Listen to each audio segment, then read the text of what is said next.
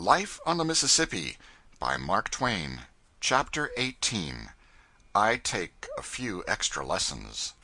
During the 2 or 2.5 years of my apprenticeship, I served under many pilots, and had experience of many kinds of steamboatmen and many varieties of steamboats. For it was not always convenient for Mr. Bixby to have me with him, and in such cases he sent me with somebody else. I am to this day profiting somewhat by that experience, for in that brief, sharp schooling I got personally and familiarly acquainted with about all the different types of human nature that are to be found in fiction, biography, or history. The fact is daily borne in upon me that the average shore employment requires as much as 40 years to equip a man with this sort of an education. When I say I am still profiting by this thing, I do not mean that it has constituted me a judge of men. No, it has not done that, for judges of men are born, not made. My profit is various in kind and degree. But the feature of it, which I value most, is the zest which that early experience has given to my later reading. When I find a well-drawn character in fiction or biography, I generally take a warm personal interest in him, for the reason that I have known him before, met him on the river. The figure that comes before me oftenest, out of the shadows of that vanished time, is that of Brown, of the steamer Pennsylvania, the man referred to in a former chapter, whose memory was so good and tiresome. He was a middle-aged, long, slim, bony, smooth-shaven, horse-faced, ignorant, stingy, malicious, snarling, fault-hunting, mote-magnifying tyrant. I early got the habit of coming on watch with dread at my heart, no matter how good a time I might have been having with the off-watch below, and no matter how high my spirits might be when I started aloft, my soul became lead in my body the moment I approached the pilot-house. I still remember the first time I ever entered the presence of that man. The boat had backed out from St. Louis and was straightening down. I ascended to the pilot-house in high feather, and very proud to be semi-officially a member of the executive family of so fast and famous a boat. Brown was at the wheel. I paused in the middle of the room, all fixed to make my bow, but Brown did not look around. I thought he took a furtive glance at me out of the corner of his eye, but as not even this notice was repeated, I judged I had been mistaken. By this time he was picking his way among some dangerous breaks abreast the woodyards. Therefore it would not be proper to interrupt him, so I stepped softly to the high bench and took a seat. There was a silence for 10 minutes, then my new boss turned and inspected me deliberately and painstakingly from head to heel for about, as it seemed to me, a quarter of an hour, after which he removed his countenance, and I saw it no more for some seconds. Then it came around once more, and this question greeted me: "Are you Horace Bixby's cub?" "Yes, sir." After this, there was a pause and another inspection. Then, "What's your name?" I told him. He repeated it after me. It was probably the only thing he ever forgot, for although I was with him many months, he never addressed himself to me in any other way than "Here!" and then his command followed. "Where was you born?" "In Florida, Missouri." A pause, then, "Dern sight better stayed there." By means of a dozen or so of pretty direct questions, he pumped my family history out of me. The leads were going now in the first crossing. This interrupted the inquest. When the leads had been laid in, he resumed: "How long have you been on the river?" I told him. After a pause: "Where'd you get them shoes?" I gave him the information. "Hold up your foot." I did so. He stepped back, examined the shoe minutely and contemptuously, scratching his head thoughtfully, tilting his high sugar-loaf hat well forward to facilitate the operation, then ejaculated, "Well, I'll be dod-derned," and returned to his wheel. What occasion there was to be dod-derned about it is a thing which is still as much of a mystery to me now as it was then. It must have been all of 15 minutes. 15 minutes of dull, homesick silence before that long horse face swung round upon me again, and then what a change! It was as red as fire, and every muscle in it was working. Now came this shriek: "Here! You going to sit there all day?" I lit in the middle of the floor, shot there by the electric suddenness of the surprise.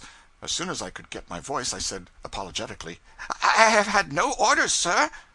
"You've had no orders? My, what a fine bird we are!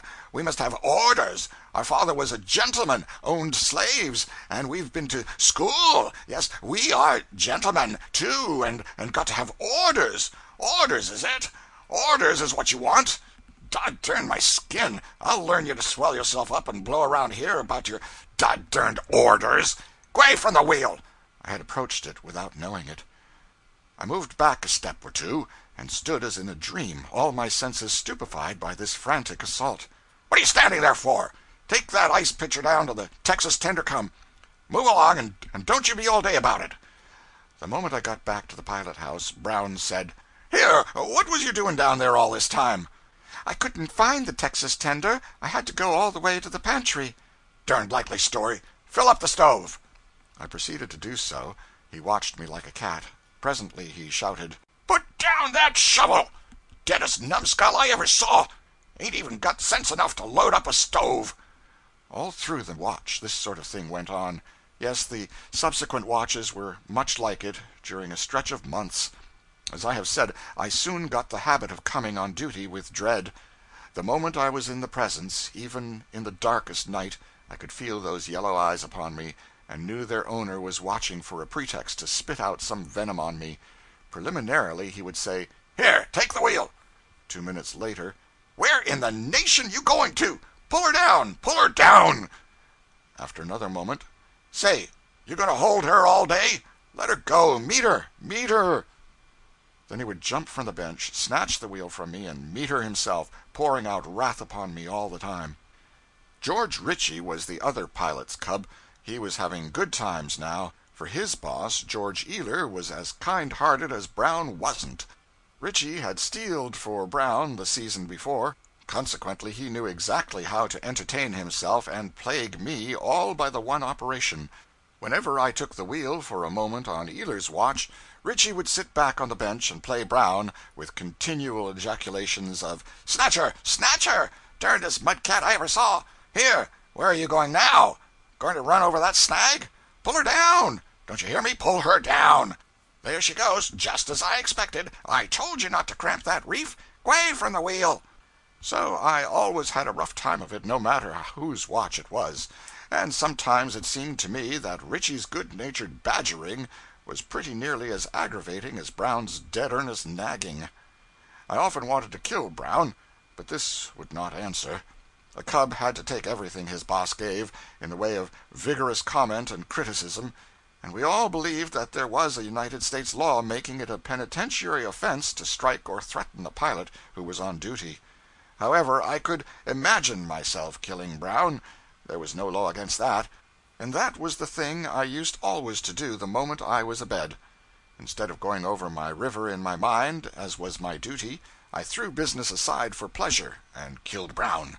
I killed Brown every night for months, not in old, stale, commonplace ways, but in new and picturesque ways that were sometimes surprising for freshness of design and ghastliness of situation and environment. Brown was always watching for a pretext to find fault, and if he could find no plausible pretext, he would invent one.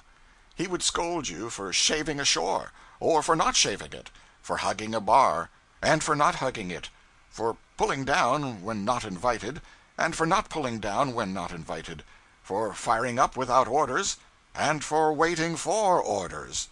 In a word, it was his invariable rule to find fault with everything you did, and another invariable rule of his was to throw all his remarks to you into the form of an insult.